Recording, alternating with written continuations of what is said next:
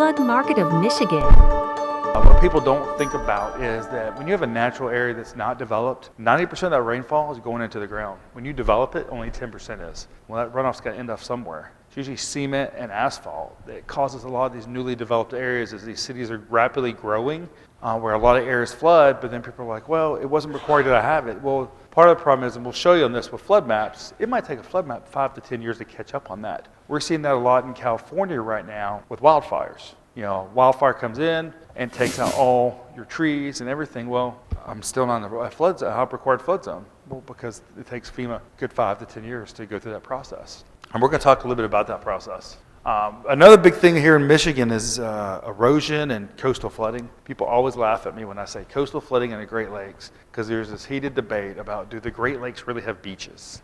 And so coastal flooding in Michigan actually is worse than it is in the state of Florida. And the reason is that coastal flooding in Michigan always gets overlooked by other people across the country. Just like in Chicago, you know, you've got these storms that come in and they push all this water in. As I said, a lot of these areas erode along Lake Michigan.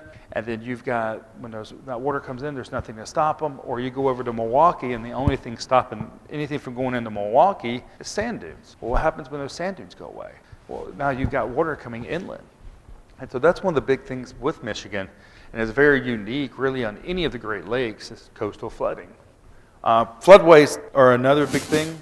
Most people unfortunately don't know what a floodway is. So what a floodway is let's just take a river. Let's say this table is a river. Where I'm standing at would be considered a floodway. It's basically the overflow area.